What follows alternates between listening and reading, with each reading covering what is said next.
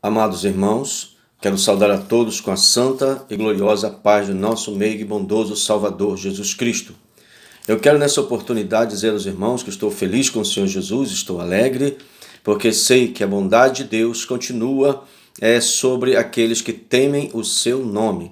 Nesta oportunidade, eu quero compartilhar com os amados irmãos uma reflexão a respeito da lição de número 13, que tem por título O Novo Homem em Jesus Cristo. E ela está datada do dia 29/3/2020. E vamos logo em seguida ler o texto áureo. Até que todos cheguemos à unidade da fé e ao conhecimento do Filho de Deus, a varão perfeito à medida da estatura completa de Cristo. Efésios capítulo 4, versículo de número 13. A verdade prática diz o seguinte: a salvação em Jesus Cristo leva-nos à perfeição espiritual, moral e ética, porque ele, embora Deus, foi o mais perfeito e completo dos seres humanos. A leitura bíblica em classe encontra-se em João, capítulo de número 3, do versículo 1 ao versículo 16. E havia entre os fariseus um homem chamado Nicodemos, príncipe dos judeus. Este foi ter de noite com Jesus e disse-lhe: Rabi, bem sabemos que és mestre vindo de Deus, e porque ninguém pode fazer estes sinais que tu fazes, se Deus não for com ele. E Jesus respondeu e disse-lhe: na verdade te digo, que aquele que não nascer de novo não pode ver o reino de Deus. Disse-lhe Nicodemos: como pode um homem nascer sendo velho? Porventura pode tornar a entrar no ventre de sua mãe e nascer? Jesus respondeu: na verdade te digo, que aquele que não nascer da água e do Espírito não pode entrar no reino de Deus. O que é nascido da carne é carne, e o que é nascido do Espírito é Espírito. Não te maravilhes de te ter dito: necessário vos é nascer de novo.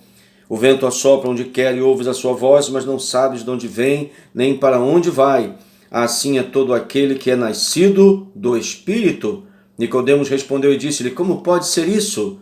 Jesus respondeu e disse-lhe: tu és mestre de Israel e não sabes isso? Na verdade te digo que nós dizemos o que sabemos e testificamos o que vimos, e não aceitais o nosso testemunho. Se vos falei de coisas terrestres e não crestes, como crereis se vos falar das celestiais? Ora, ninguém subiu ao céu, senão o que desceu do céu, o Filho do homem que está no céu. E como Moisés levantou a serpente no deserto, assim importa que o Filho do homem seja levantado, para que todo aquele que nele crê não pereça, mas tenha a vida eterna. Porque Deus amou o mundo de tal maneira que deu o seu Filho unigênito, para que todo aquele que nele crê não pereça, mas tenha a vida eterna.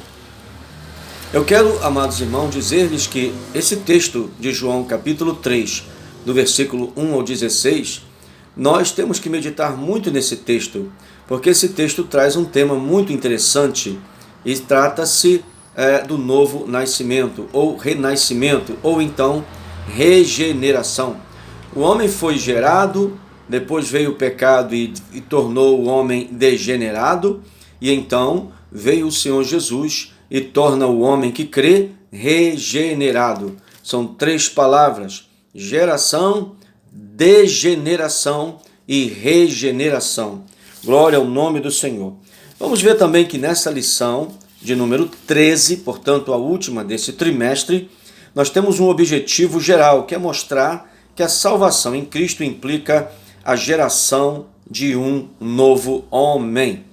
Os objetivos específicos são apresentar o nascimento do novo homem, explanar a justificação do novo homem e enfatizar a santificação do novo homem. E eu quero fazer um comentário introdutório. Introdução. Veremos o renascimento, justificação, santificação e glorificação daqueles que se tornaram novas criaturas em Cristo. 2 Coríntios 5,17 diz assim que se alguém está em Cristo, nova criatura é. As coisas velhas já passaram, eis que tudo se fez novo. Nova criatura não é porque pertence a uma determinada denominação. Nova criatura é uma pessoa que mostra que, de fato, através de sua conduta, ela teve uma transformação promovida pelo trabalho maravilhoso do Espírito Santo na sua consciência, no seu entendimento. Por esse motivo, a palavra do Senhor está escrita em Romanos 12:2: e não vos conformeis com este mundo, mas transformai-vos pela renovação do vosso entendimento, para que experimenteis qual seja a boa, agradável e perfeita vontade de Deus. É muito interessante que haja uma transformação, a princípio, no entendimento. Porque havendo uma transformação no entendimento, toda a nossa conduta, a nossa maneira de ser, também irá mudar. E isso será visto por toda essa grande nuvem de testemunhas que estão ao nosso redor, tanto do mundo visível, os seres humanos, como do mundo invisível, os anjos caídos e os anjos não caídos, e o próprio Deus. Aleluia! A Bíblia fala em Hebreus capítulo 12, versículo 1, nós, pois que estamos rodeados de uma tão grande nuvem de testemunhas, deixemos todo o embaraço e o pecado que tão de perto nos rodeia e corramos com paciência a carreira que nos está proposta. Glória ao nome do Senhor. Número 1, o nascimento do novo homem, nascido não do sangue, nem da carne. João capítulo 1, versículo 11 diz assim: veio para o que era seu e os seus não o receberam.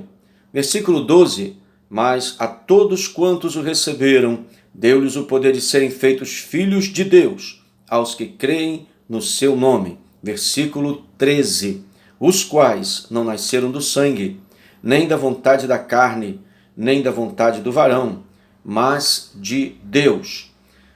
Pois bem, nascido do sangue, nascido da carne, não é igual ao nascido do sangue. Nascido do Espírito, veio para os que eram seus. Vamos primeiro versículo, número 11. Israel rejeitou Deus Pai, Deus Filho e Deus Espírito Santo. Rejeitou Deus Pai, está escrito em 1 de Samuel, capítulo 8, versículo 7. Rejeitou Deus Filho, Lucas, capítulo 23, versículo 18. E rejeitou Deus Espírito Santo, Atos, capítulo 7, versículo 51. E essa rejeição tripla, ela teve consequências e efeitos colaterais danosos de muito sofrimento, perseguição para Israel. Deus não se deixa escarnecer, porque Deus sabe que quando Ele ama uma pessoa, muitas das vezes Ele tem que corrigi-la, mas tem que corrigi-la através de passar ela no sofrimento. Infelizmente, tem pessoas que só reconhecem a soberania, só reconhecem Deus como ser único, supremo, Deus único, após passar por algumas tribulações. Tem pessoas que reconhecem isso no amor, mas tem pessoas que só reconhecem na dor. Agora, vamos ver aqui. Receber o Senhor Jesus para tornar-se filho de Deus é qualificado para tal, quer dizer, pode ser visto ou qualificado para isto, se o Espírito Santo, ao sondar o coração da pessoa, testemunhar junto à consciência dessa pessoa que ela de fato tornou-se uma nova criatura, porque ela é convencida do pecado, da justiça e do juízo, conforme João 16, versículo 8.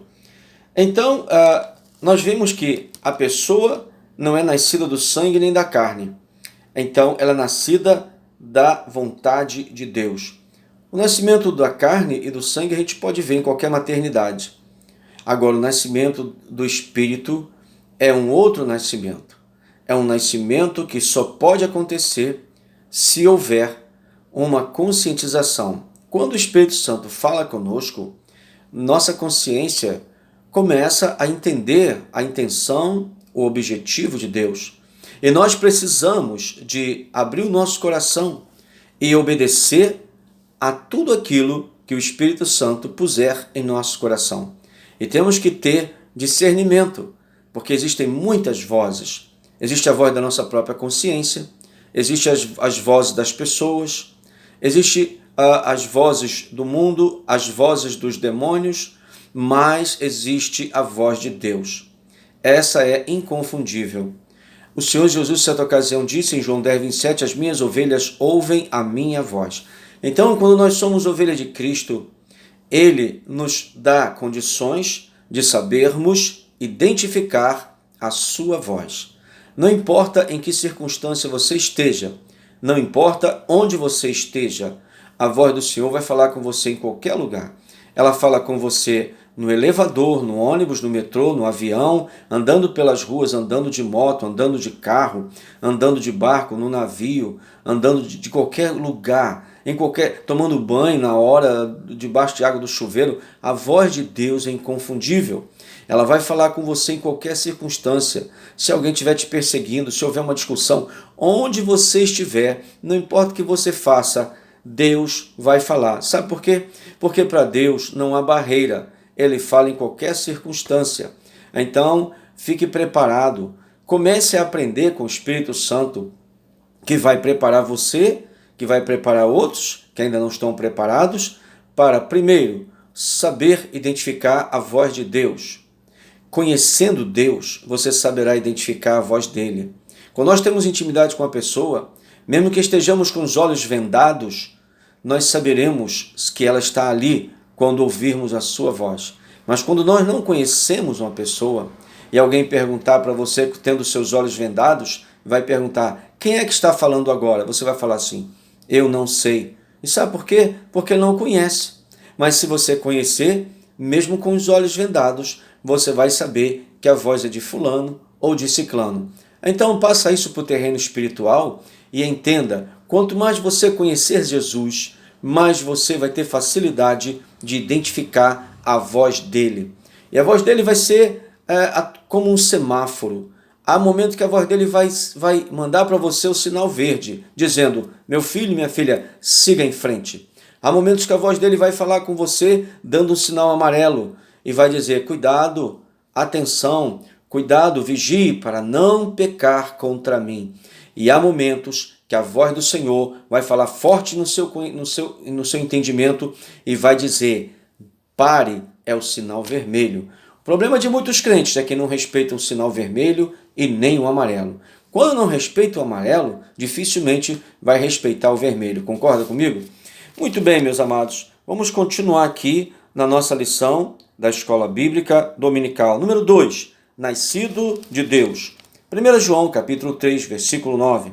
Qualquer que é nascido de Deus não comete pecado, porque a sua semente permanece nele e não pode pecar, porque é nascido de Deus. João aqui está dizendo que qualquer que nasce de Deus não continua cometendo pecado. O mesmo João diz em 1 João capítulo 2, versículo 1, se alguém pecar, temos um advogado. Porém, ele não dá em nenhum momento incentivo para o crente pecar. O crente tem possibilidade, probabilidade de cometer pecado? Claro que tem. Mas se o crente vigiar, ele não peca. Porque a Bíblia fala em Romanos capítulo 6, versículo 14, porque o pecado não terá domínio sobre vós, pois não estáis debaixo da lei, mas debaixo da graça. Então, a nova aliança está na nossa vida. Nós não temos mais condição de ser dominado pelo pecado, a não ser que queiramos isso. A não ser que venhamos a dar lugar. Em Efésios 4, 27 diz, não deis lugar ao diabo. Então, quando nós não vigiarmos, 1 Coríntios capítulo 10, versículo 12, que diz que aquele que cuida estar em pé, olhe que não caia. E não veio, versículo 13, não veio sobre vós tentação senão humana, mas fiel é Deus que não vos deixará tentar acima do que podeis. Antes com a tentação dará também um escape, para que a possais suportar. Então nós somos tentados, claro que somos tentados. Todos nós, independente, pode ser pastor, pode não ser, não importa. Você sendo crente, fiel principalmente, sempre você vai ser tentado. Primeiro, pela sua própria natureza adâmica. Segundo, vai ser tentado por pessoas, por demônios, vai ser tentado por circunstância e etc. De várias formas seremos tentados. Nós temos que vigiar para que nós não venhamos a cair em tentação. 1 de João, capítulo 3, versículo 10. Nisto são manifestos os filhos de Deus e os filhos do diabo. Qualquer que não pratica justiça e não ama seu irmão, não é de Deus. Olha, amado irmão, não é ficar tão chateado a ponto de no dia da ceia nem ir à igreja porque não quer ver o irmão ou a irmã, enfim. Cuidado, porque não liberar perdão não entra no céu. Isso é muito sério. Não importa quem foi e o que fez, tem que perdoar. Número 3, nascido da água. Marcos 16, versículo 16. Quem crer e for batizado será salvo, mas quem não crer será condenado. É necessário no Senhor Jesus como único, e suficiente Salvador. Significa o seguinte, que cada um de nós temos a opção de olharmos para o Senhor e sabermos que Ele deixou ordenanças. Todo aquele que crê e for batizado será salvo. Crer fala de quê? De receber orientação bíblica. E batizado é após a orientação bíblica, você opta por se batizar nas águas. Cristo não precisava se batizar nas águas, porque ele não tinha do que se arrepender, mas ele se batizou para dar o exemplo. Então, se Cristo foi batizado nas águas por João Batista, quem sou eu ou você para dizer que não vai se batizar? E para piorar, tem pessoas que não se batizaram nas águas e acham que tem o direito de participar da ceia. Isso é completamente antibíblico. Então é necessário que se batize nas águas. E um detalhe, o batismo nas águas, a palavra batismo significa sepultamento. Então uma pessoa que é batizada nas águas, ela não pode receber aguinha na cabeça. Ela tem que ser mergulhada totalmente, imersão total, para simbolizar o seu sepultamento do velho homem, das velhas práticas, etc. Então o batismo é um simbolismo, mas o batismo em si, o ato de batizar, não transforma a vida de ninguém. Por isso que nós temos que primeiro ser transformado no crer. Olha só, crer é um tempo que você leva na igreja, recebendo orientações, participando dos cultos, e aí você vai observando e vai crendo, e no dia que você estiver preparado para se batizar, você já não precisa mais se converter, já se converteu. Já aceitou Jesus, já participou do curso pré-batismal. Quando chega o dia do batismo, você simplesmente vai ser batizado e acabou. Agora, crê, aí leva tempo. E for batizado, será salvo. Aí você é salvo, mas no batismo não te salvou. O batismo é uma ordenança, ele é um símbolo, porém é uma ordenança, entendeu? Observe que os 2 ladrões da cruz, nenhum deles se batizou. E um só se converteu ali, quer dizer, reconheceu o Senhor Jesus e ele foi para a glória, não precisou de ser batizado. Você vai pregar para uma pessoa no hospital, faltou 1 hora para ela morrer, mas ela aceita Jesus de todo o coração, o Senhor perdoa os seus pecados, vai para o céu sem ser batizado. Então olha só como é que Deus é flexível. Mas se eu e você temos tempo e temos condições de se batizar e simplesmente optarmos por não nos batizarmos, isso aí é um pecado muito grande. Porque o pecado, irmão, é exatamente dizer sim quando Deus diz não. E dizer não quando Deus diz sim. Deu para entender? É isso que é pecado. Muito bem, aqui continuamos, nascido da água. O batismo nas águas e a ceia do Senhor não são opcionais, correto? Essas são 2 ordenanças, devem ser obedecidas para que a nossa salvação seja validada. É só você ler também João capítulo 6, do versículo 54 em diante, quando Jesus fala assim, quem não comeu a minha carne, não bebeu o meu sangue, não tem parte comigo e não tem vida em si mesmo. Isso é muito sério. Tem muita gente aí que está vivendo uma vida estranha e diz, não, eu não tenho condição de participar da ceia ainda. Então, fique sabendo, leia João 6 e 54 em diante e vai ver que Deus não dá opção, não tem exceção dessa regra. A regra é para todos e não tem exceção. Deu para entender? Não existe exceção para você e eu dizer que não vamos participar da ceia. A não ser que você, quando examine-se a si mesmo, aí você viu que está em pecado, aí você está certo, mas já sabe, o salário do pecado é a morte. E não me refiro à morte física, eu me refiro à morte espiritual. Nascido do Espírito Santo, Efésios 2, versículo 22, no qual também vós juntamente sois edificados para a morada de Deus em Espírito. Efésios capítulo 3, versículo 16, para que, segundo as riquezas da sua glória, vos conceda que sejais corroborados com poder pelo seu Espírito no homem interior. Que maravilha! Efésios capítulo 4, versículo 4. Há um só corpo e um só Espírito, como também fostes chamados em uma só esperança da vossa vocação. Mais um, João capítulo 6, versículo 63. O Espírito é o que vivifica, a carne para nada aproveita. As palavras que eu vos disse são espírito e vida. Ninguém pode dizer que é nascido do Espírito se não permitir que o Espírito Santo o guie, se não permitir que o Espírito Santo o oriente, se não permitir que o Espírito Santo faça uma obra no seu entendimento, no seu coração, na sua vida, de um modo geral. Número 2, a justificação do novo homem. Romanos capítulo 5, versículo 1. Olha só. Sendo, pois, justificados pela fé, temos paz com Deus por nosso Senhor Jesus Cristo. Fé. A fé sem obediência não é fé. Muita gente fala assim, fé em Deus, fé em Deus, fé em Deus, e ele não tem nem comunhão com Deus. Que fé é essa? É uma fé estranha. Nem a Bíblia tem essa fé. É uma fé diferente. A fé bíblica, ela tem a ver com comunhão em Cristo. Se não tem comunhão em Cristo, pode esquecer. Essa fé não é uma fé bíblica. Portanto, não é reconhecida diante de Deus. Número 2, a justificação do novo homem. A inutilidade da justiça humana. Efésios, capítulo 2, versículo 8 e 9. Porque pela graça sois salvos, por meio da fé. E isso não vem de vós, é dom de Deus. Não vem das obras para que ninguém se glorie. A justiça humana, irmãos, ela não pode justificar-nos perante Deus. Porque o Senhor morreu em nosso lugar. Então somos justificados pela graça de Deus. Um favor imerecido. Porque quando Jesus morreu no Calvário, ele não morreu pelos seus amigos. Ele morreu pelos seus inimigos, e eu e você éramos inimigos de Deus.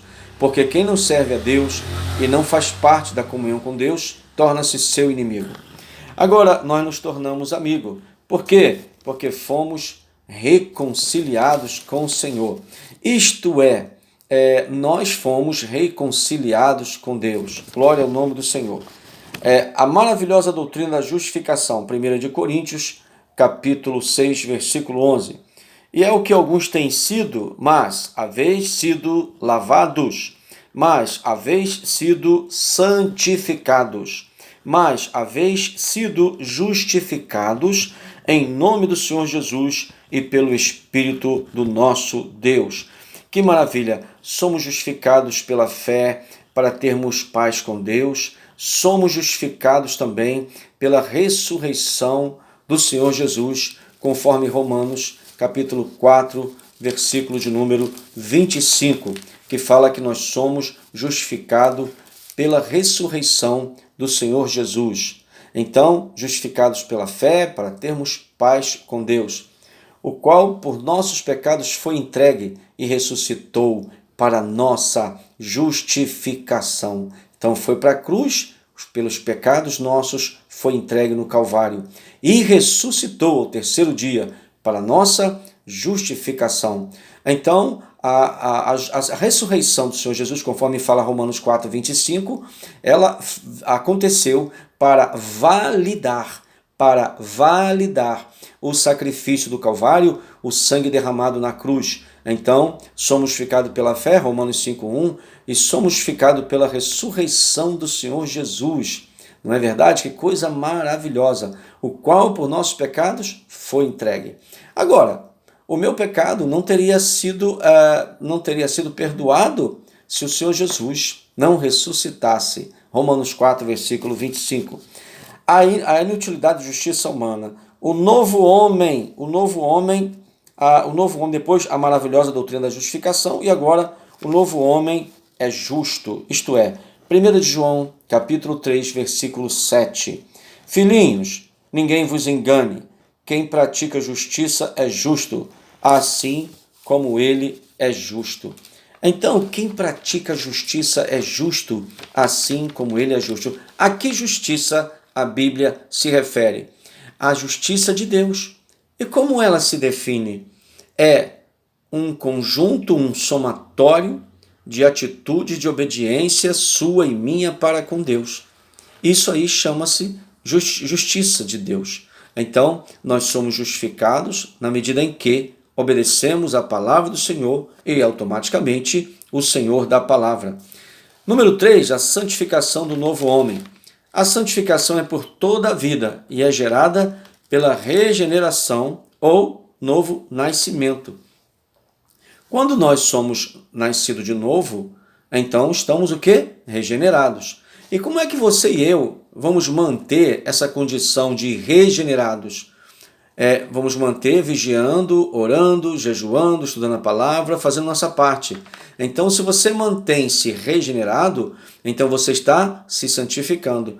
Cada dia que você se mantém na presença de Deus, na condição de regenerado, você está se santificando, entendeu? Muito bem. A santificação como posicionamento, 1 de Coríntios, capítulo 1 e versículo 2. A igreja de Deus, a igreja de Deus que está em Corinto, aos santificados em Cristo Jesus, chamados santos, com todos os que em todo lugar invocam o nome de nosso Senhor Jesus Cristo, Senhor deles e nosso. Que maravilha! Então, aos santificados. Então, a sua vida de santificação te dá ou dá o direito de as pessoas te ver como um santificado. O que é uma pessoa santificada? É uma pessoa que está sempre se santificando. É gerúndio e particípio. Você está se santificando e por isso é santificado. É santificado pelo poder do Espírito Santo, é santificado porque você vive em paz com todos, né? É santificado porque você vive em vigilância, é santificado porque você dá ouvidos à voz do Senhor, reconhece a sua voz na sua vida e mantém-se na presença do Senhor. Então, por isso, você é santificado. Agora, número 2, a santificação como processo. Hebreus capítulo 12, versículo 14, diz assim: segui a paz com todos e a santificação, sem a qual ninguém verá o Senhor. Uma pessoa que diz que está se santificando, mas não tem paz com as pessoas, vive em contenda constante, ofende A, ofende B, vive com a família e ali ela não tem um bom relacionamento, porque ela prefere sempre optar pela contenda, pela discussão. Então, nós temos que tomar muito cuidado, porque seguir a paz com todos e a santificação não é opcional, é praticamente um mandamento, é praticamente uma ordenança. Jesus falou certa ocasião assim: minha paz vos dou, não vou lá dou como o mundo a dá. Então significa que se o Senhor Jesus é o príncipe da paz e eu sou o seu discípulo, então eu tenho que aprender também a ter essa paz dentro de mim. Minha paz vos dou, quer dizer, a paz que vem do Senhor. Às vezes você tem uma paz porque você acabou de pagar uma dívida e estava tirando a tua paz. Essa não é a paz a que o Senhor se refere. Às vezes você vai numa maternidade e a tua esposa ou a tua mãe ou alguém que você ama acabou de ter um neném. E aí você fala assim: meu Deus, estava passando tão mal, mas agora, graças a Deus, a senhora, a mãe, a esposa, seja quem for, acabou de ter uma criança saudável, sadia. Então aquela sua agonia acaba, você se sente o quê? Em paz. Mas essa paz é provisória. Porque às vezes você está em paz hoje porque pagou dívida, porque resolveu problemas, mas amanhã surgem novos problemas, você perde a paz de novo. Então, não é essa paz a que a Bíblia se refere. A paz que o Senhor dá é uma paz que ela começa no espírito, atinge a alma e ainda tem efeito colateral benéfico no corpo. Essa paz é maravilhosa, você precisa ter ela. O mundo pode estar explodindo em bomba atômica, mas essa paz não sai de você. Você tem essa paz em todo tempo, em todo lugar, e ninguém consegue entender. E porque você tem essa paz, você tem também alegria, sossego na alma. Então, amado, fica com a paz que o Senhor Jesus te dá, que o Senhor Jesus te deu, e não deixe que ninguém tome essa paz. Se você tiver uma vida cheia de turbulências, você vai bloquear a sensibilidade de perceber que essa paz está na sua vida. Preste bem atenção nisso. Número 3. A santificação é a vontade de Deus no novo homem. 1 de Tessalonicenses, capítulo 4, versículo 3. Porque esta é a vontade de Deus, a vossa santificação, que vos abstenhais da prostituição. Essa pode ser literal e pode ser também espiritual. Pode ser uma prostituição moral ou pode ser uma prostituição espiritual. Tomar muito cuidado com isso. 1 Tessalonicenses capítulo 4, versículo 4. Que cada um de vós saiba possuir o seu vaso em santificação e honra. Significa o quê?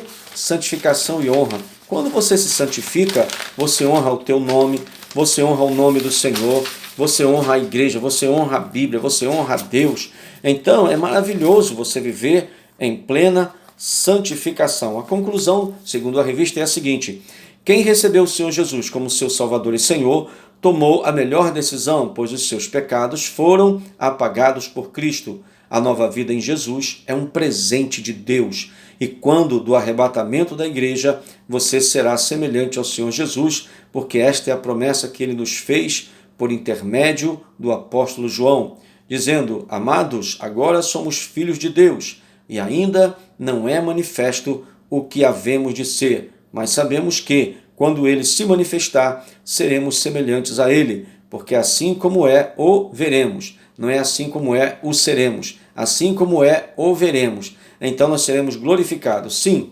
1 João 3,2. Nós, os redimidos do Cordeiro, seremos glorificados, e nessa bem-aventurança estaremos para sempre com o Senhor. Que o Cordeiro de Deus seja eternamente louvado. Eu sou o pastor Antônio Carlos e tenho um prazer enorme de poder compartilhar com você esta lição.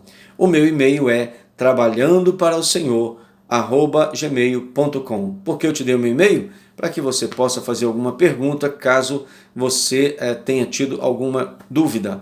Que Deus em Cristo te abençoe e que o Espírito de Deus te revele a cada dia mais e mais o Senhor Jesus para o teu entendimento, para a tua compreensão. Porque quanto mais você conhecer de Cristo, quanto mais você conhecer da palavra, quanto mais você conhecer dos caminhos do Senhor, mais você vai estar apto a vencer o mundo, a carne e Satanás e preservar a tua comunhão com Deus. Deus te abençoe em nome do Senhor Jesus.